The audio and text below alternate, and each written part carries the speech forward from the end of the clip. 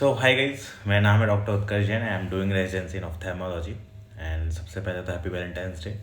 रात के 1:30 बज रहे हैं और मैं जस्ट अभी फ्री हो गया आया। सो आई थॉट, मेरा मन नींद भी नहीं आ रही थी, तो आई थॉट कि कुछ कंटेंट बनाते हैं, क्योंकि जो बहुत ड्यू मैंने आपको पिछली वीडियो से बोल रखा है कि मुझे बनाना है।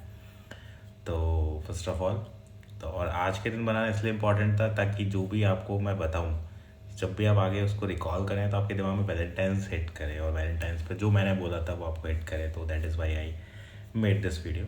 आज की वीडियो बहुत इंपॉर्टेंट होने वाली है। अगर आपको लिटरली नीट का क्रैक करना है, आईएनआई क्रैक करना है, तो आप बिल्कुल सही जगह पे हैं। क्योंकि आज की वीडियो प्लीज़ पूरा सुन के जाना और उसको अच्छे से एनालाइज करना जो मैंने बताया, और उस वीडियो को इंटरप्रिटेट करना प्रोसेस में कि ये कितना ज़्यादा इफेक्टिव हो रहा है, नहीं हो रहा है, ठीक है। और मुझे फीडबैक भी देना।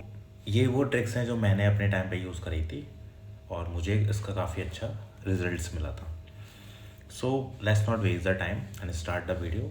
छोटी से छोटी ट्राई करूँगा इसको जल्दी से जल्दी कवर अप करने की। और इसके बाद तो आज का टाइटल ये है कि how to solve GT so perfect. Perfect important है, ठीक है। जीटी सब सॉल्व करते हैं, सब सॉल्व करते हैं जीटी, लेकिन परफेक्टली कौन सॉल्व करता है, दैट इज़ द थिंग। और मैं आपको फिर, मैंने लास्ट वीडियो में बोला था, मुझे मतलब नहीं है तुम 800 में से 600 नंबर लाओ जीटी में या 100 नंबर लाओ। जो इम्पोर्टेंट है वो क्या है वो मैं बताऊंगा इस वीडियो में, ठीक है। इट्स ओके अगर तुम पहले जीटी में कितने नंबर लाते हो, मुझे अपने जीटी स्कोर भेजना। I will analyse your GT score and your subjective score and then I will personally tell you कि तुम्हें कैसे प्रोसीड करना है इस गेम को, ठीक है। चलो आगे बढ़ते हैं। तो how to solve your GT so perfectly. तो जुगाड़ू स्टेप बताने वाला हूँ मैं। इनको मैं जुगाड़ू स्टेप बोलता है, जुगाड़ू स्टेप, ठीक है, कूल। तो देखो, कोई भी जब ऑपरेशन होता है तो उसमें क्या होता है, आप सब लोग थोड़ा बहुत तो जानते ही हैं। यूजी लेवल पे प्री ऑप होता है, इंट्रा ऑप होता है, पोस्ट ऑप होता है, ठीक है। चलो ऑपरेशन को हटाते हैं, थोड़ा फन वे में लेते हैं। जब भी कोई मूवी बनती है, ठीक है, तो प्री प्रोडक्शन होता है, शूटिंग, पोस्ट प्रोडक्शन, ठीक है। प्री प्रोडक्शन मतलब कि भाई कास्टिंग वगैरह सब हो गया, शूटिंग मतलब पूरा शूट हुआ, एंड पोस्ट प्रोडक्शन मतलब एडिटिंग वाला पार्ट हो गया, ठीक है। बहुत और कुछ है बट ठीक है। ऐसे कोई ऑपरेशन होता है तो प्री ऑप, ठीक है, पेशेंट्स फिट फॉर सर्जरी और नॉट। इंट्रा ऑप, पेशेंट की surgery. Post op, any complications. तो वही ग्रांड टेस्ट का गेम होता है, ठीक है। प्री ऑप क्या है हमारे केस में, हमारे केस में pre op is first of all wake up.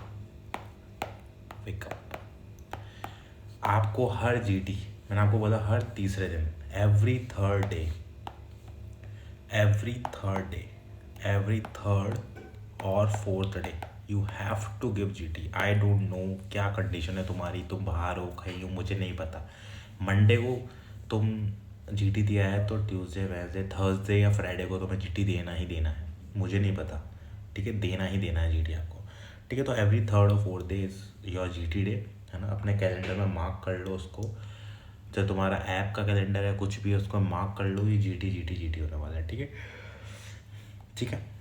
और जीटी देना है आपको, पहली चीज़ तो प्री ऑप का पहला पार्ट। दूसरा पार्ट ये है कि जीटी को बिल्कुल वैसे ही देना है जैसे आपका एग्ज़ाम होने वाला है, ठीक है। तो नीट का एग्ज़ाम आपका 9 to 12:30 होगा नीट का, और आईएनआई का एग्ज़ाम होगा आपका 9 to 12। तो आपको इसी टाइम स्लॉट में अपने आप को मैनेज करना है, कैसे भी करके। नहा धो के बैठ जाओ या बाद में नहा लेना, डजेंट मैटर। आपको 3 hours 30 minutes आपको नीट में देने ही देने हैं, और आईएनआई में आपको 3 hours देने हैं हर तीसरे से चौथे दिन में। ये बात ध्यान रखना, this is the pre op. सुबह उठो, प्रॉपर अपने फ्रेशन अप होके एग्ज़ाम्स दो, तो this is the pre op, ठीक है। एक दिन पहले पूरा पढ़ा, और आपको पता है जैसे मंडे को आपको जीटी देना है, दैट इज़ अ शेड्यूल। तो संडे को ऐसे प्रिपेयर हो कि मेरा कल नीट का एग्ज़ाम है या एनआई का एग्ज़ाम है, ठीक है। ये बात ध्यान रख लो। अगर आप जितना सीरियसनेस से दोगे उतना ही सीरियसनेस से वहाँ पे आपको रिजल्ट्स मिलेंगे। तो आपको बेड पे बैठ के नहीं देना है, प्रॉपर टेबल चेयर पे बैठ के दीजिए। अगर टेबल चेयर नहीं है तो जहाँ भी बेड पे भी बैठे हो तो बैठे बैठे देना है, ठीक है। लैपटॉप पे देना है, प्राइमरी कोशिश करना है कि लैपटॉप पीसी पे दो, अगर नहीं है तो टैबलेट पे दो, वो नहीं है तो मोबाइल पे दो, ठीक है। तो this is will be your plan, ठीक है। तो this is the pre op thing, आपको कैसे प्रिपेयर होना है, ठीक है। एक दिन पहले आपको पूरा तैयारी करनी है कि भाई जीटी है कल, पूरा 300 क्वेश्चन आने वाले, 200 क्वेश्चन आने वाले, तो जीटी है कल, और जीटी के हिसाब से फिर मुझे उठना है, दैट्स इट, ठीक है।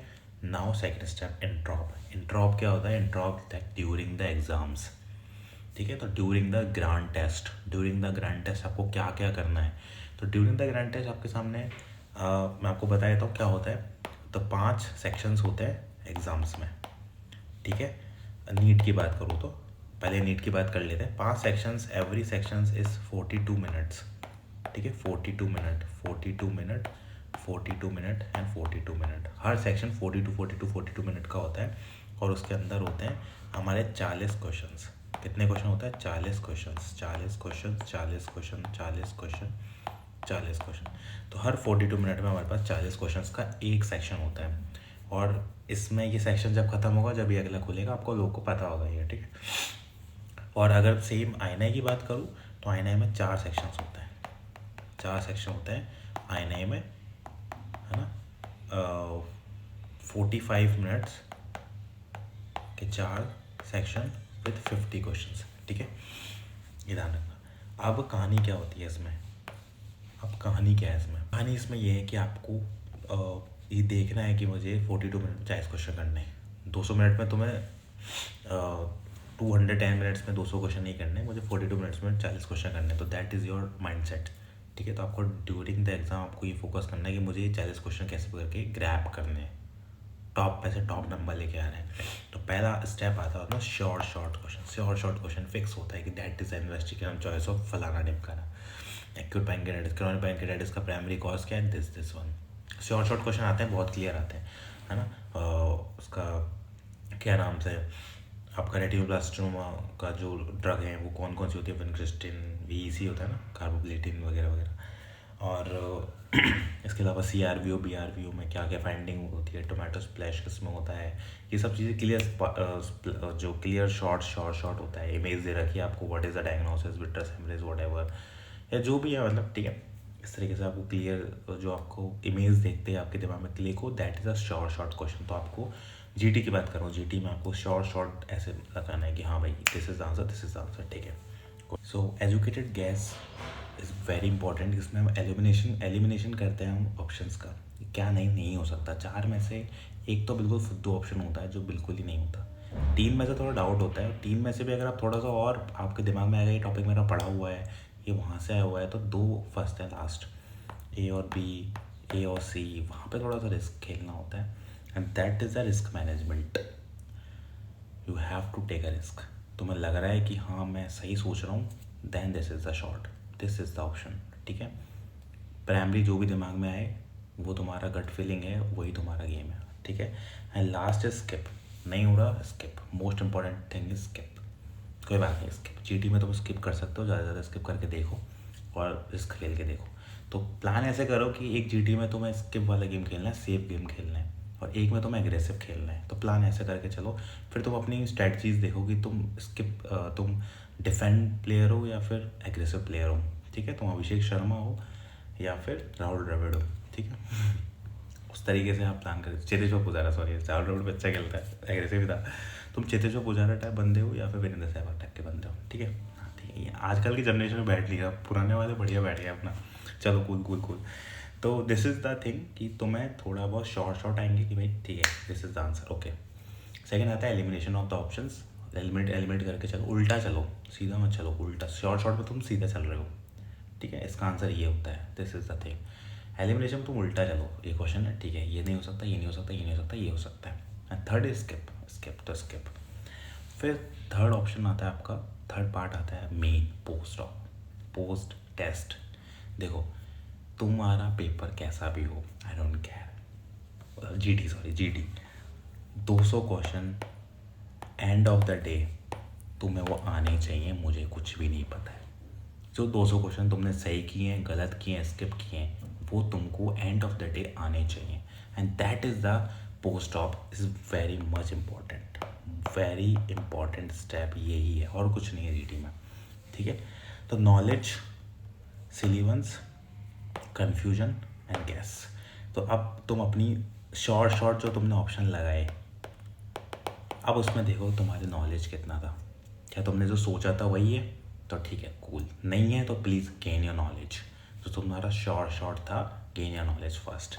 सेकंड है सिलेबस, कि यार ये क्वेश्चन तो तुम्हें आता था और तुम शॉर्ट ही वाले सेक्शन में था ये भी, लेकिन यू जस्ट रॉन्ग, ठीक है। तुमने हल्की सी मिस्टेक कर दी, कोई डेटा ऊपर, जैसे मान लो कोई डेटा वाला क्वेश्चन 32 माइक्रोमीटर है, तुमने 30 समझ के ऑप्शन को सॉल्व कर दिया, तुम्हारे दिमाग में फटाफट आ गया, है ना, तुम्हारा आंसर 30 आ गया, तुम सोचो ये 30 हो गया, लेकिन प्रॉपर सॉल्विंग में 32 हो, क्योंकि टाइम बहुत कम होता है बॉस, ठीक है। थर्ड आता है कन्फ्यूजन, कि तुम कहाँ कन्फ्यूज़ थे, ठीक है। वो जो ऑप्शंस में टक टक टक टक था, वो उनमें तुम कन्फ्यूज़ हुए थे ही नहीं हुए थे, है ना, उन क्वेश्चंस को देखो। एंड फोर्थ इज गैस, तो जिन क्वेश्चंस को तुमने गैस किया है, जिसके बारे में तुम्हें बिल्कुल भी आइडिया नहीं था, 1% आइडिया था और तुमने उस पर गैस मार के ये लगा दिया, उन क्वेश्चन को एनालाइज करो। This is the main 4 step होता है। Short is the most important thing. अब इमेजिन करते हैं, थोड़ा सा गेम खेलते हैं, थोड़ा सा अप्लाई करते हैं इसको, कैसे काम करेगा। इमेजिन करो कि 42 मिनट का पहला सेक्शन था एंड उसमें 40 क्वेश्चन हमारे पास थे, कूल। अब तुमको 40 क्वेश्चन में से 20 क्वेश्चन शॉर्ट थे, शॉर्ट एसेस कर देता हूँ मैं, शॉर्ट थे, कूल भाई, ये तो मुझे आते हैं, जो करना है को खाड़ लो मेरा। उन 20 के बाद 15 क्वेश्चन ऐसे थे जिनमें तुमने एलिमिनेट करके गेम खेला, ठीक है, ऑप्शंस को एलिमिनेट कर करके तुमने करा। एंड 5 क्वेश्चंस वर बिल्कुल अलग, तुम्हें आइडिया भी नहीं है, 1% आइडिया है। और उन 5 क्वेश्चंस में से तुमने 2 क्वेश्चन जो तुमने स्किप कर दिए, 3 क्वेश्चंस को तुमने गैस खेला। क्या खेला? बिल्कुल GUESS। इमेजिन ये सिनेरियो बन गया तुम्हारा कि 2 तुमने छोड़ दिया, ठीक है।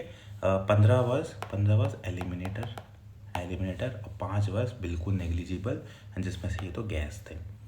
अब जब तुम पोस्ट ऑपरेटिव उसको एनालाइज कर रहे हो, तब तुम शॉर्ट क्वेश्चंस में देखो क्या इन 20 क्वेश्चंस के 20 क्वेश्चन सही है कि नहीं है।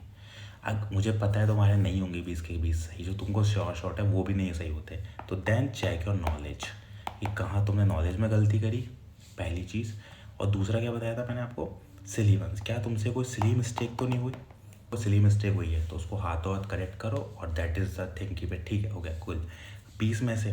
अगर इन 20 में से तुम्हारे 10 बिल्कुल सही हैं, ठीक है, 7 नॉलेज की वजह से गलत हो गए और 3 सिलेबस की वजह से गलत हो गए, दैट इज़ अ गुड। 3 तुम्हारे बाद में हर बार सही हो जाएंगे और 7 तुम हाथों हाथ करेक्ट करो, ठीक है। तो इस तरीके से तुम 20 को संभाल सकते हो, और 20 को तुम 5 में देख लो तो लगभग 100 क्वेश्चन तुम्हारे इस तरीके से सही हो जाएंगे, ठीक है भाई। 5 सेक्शंस का खेलना है ना आपको, थोड़ा मैथ्स तो आपकी अच्छी होगी। 20 क्वेश्चन के हिसाब से अपने एसएस खेला तो 5 सेक्शंस में कितना हो गया, एवरेज 100 क्वेश्चन मान के चल लो, तो 100 क्वेश्चन तो आपके सही हो ही जाएंगे। नॉलेज की कमी है, नॉलेज को हाथों हाथ बुक खोलो, चेक इट, ओके, सिलेबस से हाथों हाथ देखो, ओके यहाँ गलत था मैं, कूल।